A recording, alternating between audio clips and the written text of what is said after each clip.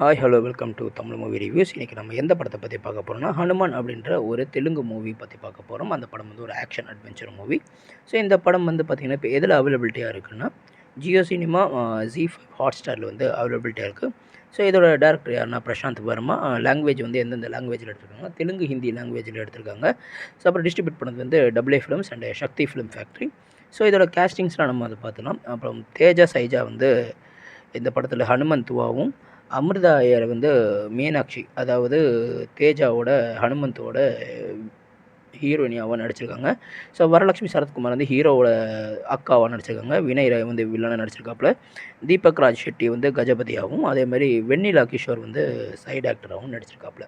So இந்த படத்தோட கதை என்னென்னா, ஒரு காமிக் புக்கால் கவரப்பட்ட ஒரு சின்ன பையன் வந்து அந்த காமிக் புக்கில் வர கதாபாத்திரமாகவே தானும் ஒரு சூப்பர் ஹீரோவாகவே மாறணும் அப்படின்றதுக்காக தான் தன்னோட சொந்த அப்பா அம்மாவே கொலை பண்ணிவிட்டு அதுக்கப்புறம் அவர் வந்து வளர்ந்து வராரு. ஸோ அவர் நினச்ச மாதிரி சூப்பர் ஹீரோ பவர் வந்து அடைகிறாரு. அதாவது ஃபிசிக்கலாக அப்படின்னா ட்ரைனிங்லாம் ட்ரெயின் பண்ணி எடுத்து வளர்றாரு. ஆனால் அவருக்கு இன்னொரு உண்மையாகவே சூப்பர் பவர் வேணும் அப்படின்றதுக்காக ரொம்ப அலைகிறாரு. அந்த நேரத்தில் வந்து ஹனுமந்து அப்படின்ற ஒரு நபர், அதாவது ஹீரோ, அவருக்கு வந்து சூப்பர் பவர் இருக்கிறத இவர் கண்டுபிடிச்சிடுறாரு. அது வந்து அந்த அடைஞ்சாரா இல்லையா, அதுக்காக என்னென்ன பண்ணார் அப்படின்றது தான் இந்த படத்தோட கதை. ஸோ இந்த படம் வந்து பார்த்திங்கன்னா, உங்களுக்கு வந்து எப்படி சொல்கிறதுனா, ஒரு தூர்தர்ஷனில் பார்க்குற ஒரு படம், ஒரு ஹிந்தி சீரியல் மாதிரி தான் நமக்கு தோண ஆரம்பிச்சிச்சு ஒரு கட்டத்துக்கு மேலே. ஃபஸ்ட் ஹாஃப் வரைக்கும் அது ஒரு படம் மாதிரி தோணுச்சு. அது ஏதோ ஒரு தெலுங்கு பட்ஜெட்டோட லோ பட்ஜெட் ஃபிலிம் அப்படின்ற மாதிரி ஒரு தோண ஆரம்பிச்சு. நான் இல்லைன்னு சொல்லலை. அந்த ஃபஸ்ட் ஹாஃப் போய் ஒரு கட்டத்துக்கு மேலே போச்சுன்னா எப்படா முடிப்பாங்க அப்படின்ற மாதிரி தான் தோணுச்சு. என்னமோ தூர்தர்ஷனில் எடுக்கிற ஒரு ஹிந்தி சீரியல் மாதிரி ஆகிடுச்சு. அதாவது தூர்தர்ஷனில் எடுக்கிற ஒரு ஹிந்தி சீரியல் மாதிரி ஆகிடுச்சு. ஸோ இது வந்து கிட்ஸுக்காக பார்க்கலாம். கிட்ஸுக்கே போர் அடிச்சிடும் போல். ஸோ இது என்னை பொறுத்த வரைக்கும் என்ன ஒரு முரண்பாடு இருக்குன்னா, முதல்ல வந்து இந்த படத்தோட ஸ்டார்டிங்கே வந்து வில்லனை தான் காட்டுவாங்க. சின்ன வயசு வில்லனை காட்டும்போது இந்த காமிக் புக்கெலாம் பார்த்து அவன் வந்து நிறைய சேஷ்டைகள்லாம் பண்ணும்போது அவங்க அம்மா சொல்லுவாங்க, இது வெறும் கதாபாத்திரம் தான், இது வந்து உண்மையெல்லாம் கிடையாது, இது வந்து ஒரு காமிக் அப்படின்னு சொல்லுவாங்க. ஆனால் அந்த சீன் முடிஞ்சு அதுக்கப்புறம் எல்லாம் முடிஞ்சதுக்கப்புறம் ஹனுமான் வந்து பார்த்திங்கன்னா போய் சூரியனை போய் கடிக்கிற மாதிரி காட்டுவாங்க. ஸோ இது கொஞ்சம் எனக்கு பர்சனலாக வந்து இது பண்ணுது. ஸோ என்னடா இது இப்படி காட்டுறாங்க அப்படின்னு. பட் உங்களுக்கு எப்படின்னு தெரியல. ஸோ அது ஒவ்வொரு பர்சனல் ஒப்பீனியன் அண்ட் வியூ, அது ஒவ்வொருத்தரோட வியூ அப்படி. ஸோ இது வந்து நான் ஒன்றும் குத்தம் சொல்லலை. பட் எனக்கு பர்சனலாக வந்து காமிக் புக்கை வந்து ஒரு காமிக் புக்காக பாரு அப்படின்னு சொன்னதுக்கப்புறம் இதை வந்து ரியாலிட்டியாக அவங்க வந்து காட்டுறாங்க. ஸோ சூரியனை வந்து கடிக்கிற மாதிரி, அது மாம்பழம் நினச்சி அதை வந்து புசிக்கிற மாதிரி வந்து காமிச்சிருக்காப்புல. ஸோ அது வந்து கொஞ்சம் முரண்பாடாக இருக்குது நமக்கு. அதே சமயத்தில் வந்து பார்த்திங்கன்னா, இந்த படத்தில் வந்து என்ன ப்ளஸ் பாயிண்ட்னா, கம்மியான பட்ஜெட்டில் இவ்வளோ நல்லா வந்து விஎஃப்எக்ஸ் பண்ண முடியுமா அப்படின்ற மாதிரி தான் நமக்கு வந்து ஒரு தோண ஆரம்பிச்சிருச்சு. ஏன்னா 600 கோடி 500 கோடியில் எடுக்கிற ஆதிபுருஷே ஒன்றும் இல்லாமல் தேஞ்சு போன புருஷன் மாதிரி ஆகி போயிடுச்சு. அதை தேஞ்சு போன ப்ரஷ்ஷு மாதிரி ஆகி போயிடுச்சு. ஒன்றுத்துக்கும் ஒரு பிரயோஜனம் இல்லாமல் போச்சு. திடீர்னு பார்க்க நம்ம பிரபாஸ் வந்து சீமான் மாதிரி இருக்காப்புல, திடீர்னு பார்க்க இயேசுநாதர் மாதிரி இருக்கார். என்னடா உண்மையாகவே இது ராமாயண படம் தானா அப்படின்ற மாதிரி இருந்தது. அல்லு அர்ஜுன்லாம் வேறு பார்த்திங்கன்னா குரங்கு வேஷம் போட்டு வந்தார்னா பார்த்துக்கோங்களேன், சூப்பராகலாம் இருந்தது. ஸோ அப்படிப்பட்ட ஒரு படத்துக்கு வந்து நிகராக வந்து இருக்குது. வெறும் 30-40 கோடி பட்ஜெட்டில் எடுத்த படம் தான் இது. ஸோ வெறும் 30-40 கோடி எடுத்த பட்ஜெட்டில் வந்து விஎஃப்எக்ஸ் வந்து ஆதிபுருஷை விட பயங்கரமாக இருக்குன்னு சொன்னப்போ, ஓகே நல்லா இருக்குமோ, படமே நல்லா இருக்குமோ அப்படின்னு நினச்சதை எல்லாருமே பார்த்தாங்க. பட் ஆனால் விஎஃப்எக்ஸ் மட்டும் தான் நல்லா இருந்தது, படம் நல்லா இல்லை. ஏன்னா இன்டர்வல் வரைக்கும் அது ஒரு தெலுங்கு லோ பட்ஜெட் ஃபிலிம்னால் நமக்கு நல்லா காமிச்சு கொடுத்துருது. அந்த படத்தோட போகிற போக்கும் அந்த விதமும் அது காமிச்சு கொடுத்துருது. ஓகே, இது ஒரு சாதாரண ஒரு லோ பட்ஜெட் ஃபிலிம் தான். பட் ஓகே, நம்ம பார்க்கலாம். லோ பட்ஜெட் ஃபிலிம் பார்க்கக்கூடாதுன்னு இல்லை.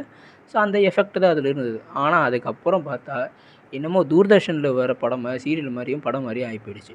அதுக்கப்புறம் இது எப்படியோ ஒரு கட்டத்துக்கு மேலே முடிக்கணும் அப்படின்றதுக்காக புஷ் பண்ணி முடிச்சிருக்கானுங்க இந்த படத்தை. ஸோ என்னை பொறுத்த வரைக்கும் வந்து பார்த்திங்கன்னா, எனக்கு வந்து ஓடிடி பார்க்கும்போது திடீர்னு தூக்கம் வர மாதிரி ஆகிடுச்சு. என்னடா இது திடீர்னு தூக்கம்லாம் வருது நமக்கு அப்படின்னு திருப்பி கண்ணை கழுவிட்டு முகத்தெல்லாம் கழுவிட்டு வந்து பார்த்தேன். நான் பார்த்ததுக்கப்புறம் இன்னும் எப்படா முடியும்னு நமக்கே தோண ஆரம்பிச்சு. அவனும் புஷ் பண்ணி தான் மூவ் பண்ணுறானுங்களே ஒழிய இந்த படத்தை வந்து கரெக்டாக ப்ராப்பராக எடுக்கணும் அப்படின்ற மாதிரி இல்லை. ஃபஸ்ட் ஹாஃப் வந்து உங்களுக்கு வந்து பார்த்திங்கன்னா லெட்டு சாப்பிட்ற மாதிரி இருக்கும். செகண்ட் ஹாஃப் வந்து பார்த்திங்கன்னா மண்ணை வந்து லெட்டாக உருட்டி சாப்பிட்ற மாதிரி இருக்கும். அவ்வளோ ஒர்ஸ்ட்டாக இருந்தது. ஸோ பார்க்கலாம், படம் வந்து ஒன்ஸ் பார்க்கலாம். பட் ஆனால் தியேட்டரில் பார்க்குறப்ப எப்புட்றா சகிச்சிக்கிட்டீங்கன்னு எனக்கு சத்தியமாக புரியல. அது விஎஃப்எக்ஸ்லாம் இருந்ததுனால அப்படியே மயங்கிட்டானுங்களோ என்னமோ தெரியல. இதோட பாசிட்டிவ் ரிவ்யூலாம் வேறு வந்தது. அதுதான் இன்னும் காமெடி. இந்த பாசிட்டிவ் ரிவ்யூலாம் பயங்கரமாக இருக்குது. ஐயோ அப்படின்னானுங்க. அப்புறம் பார்த்தா என்னடா இது அப்படின்ற மாதிரி இருக்குது. அயலான் படம் ரிலீஸ் ஆன சமயத்தில் தான் வந்ததுன்னு நான் நினைக்கிறேன். ஸோ இந்த படம் போவேன்னு நான் அப்போ நினச்சேன். பட் ஆனால் இப்போ ஓடிடியில் பார்த்தப்போ போகாமல் இருந்தது ரொம்ப நல்லது தான் தோணுது. ஏன்னா சும்மா ரூ. 500 செலவாயிருக்கும் பார்த்துக்கோங்க. நான் இப்போ போகல. பட் பார்க்கலாம். ஏதோ ஓடிடியில் அப்படியே ஓட்டி பார்க்கலாம். அது ஃபஸ்ட் ஹாஃப் வரைக்கும் சூப்பராக இருந்தது. நல்லா பார்க்கலாம். ஃபஸ்ட் ஹாஃபே நல்லா இருந்தது. ஆனால் செகண்ட் ஹாஃப் வந்து இன்னமும் அது வந்து ஒரு யூடியூப்பில் தூர்தர்ஷன் அந்த காலத்தில் தூர்தர்ஷனில் வந்த ஒரு ஹிந்தி சீரியல் மாதிரி ஆகி போயிடுச்சு. அவ்வளோவா இல்லை. ஸோ என்னை பொறுத்த வரைக்கும் வந்து பார்த்திங்கன்னா ஹீரோவுக்கு வந்து ஒரு நல்ல ஸ்கோப் இருக்குது. அமிர்தா ஐயர் ரொம்ப நல்லா நடிச்சிருக்காப்புல. அதே மாதிரி வரலட்சுமி சரத்குமார் அவங்க பர்ஃபார்மன்ஸ் எந்த படத்துக்கு போனாலும் அவங்களுக்குன்னு ஒரு நேர்த்தியை செஞ்சுட்டு தான் விடுவாங்க. அவங்களுக்குலாம் அவங்க கதாபாத்திரத்தோட அந்த நேர்த்தியை கொடுத்துட்டு தான் போவாங்க. ஸோ அது வந்து கரெக்டாக வந்து செஞ்சுருக்காப்புல. அதுவும் நல்லாயிருக்கு. அதே மாதிரி வில்லன் நம்மளோட வினய் ராயை வந்து வேஸ்ட் பண்ணிட்டானுங்க. எல்லா படத்துலையும் வேஸ்ட் பண்ணுறானுங்க. அயலான் படத்தில் அப்படி தான் வேஸ்ட் அயலான் படத்தில் வினய் தான் நினைக்கிறேன். ஆமாம், அவரையும் வேஸ்ட் பண்ணாப்புல. வினய் இல்லை, வேறு ஆள். அயலானில் வேறு ஏதோ ஒரு படம் இப்போ இடையில ஒன்று வந்தது, வினயோட படம். அதுலேயும் வேஸ்ட் பண்ணிட்டாப்புல, இதிலும் வேஸ்ட் பண்ணியிருக்காப்புல. இந்த படத்தில் வந்து வினயை வந்து அவ்வளோவா வந்து நல்லபடியாக காட்டலை. என்னமோ வந்து அவர் ஒரு ஜோக்கர் மாதிரி தான் இந்த படத்தில் வந்து காமிச்சிருக்காங்க. அதே மாதிரி வந்து பார்த்திங்கன்னா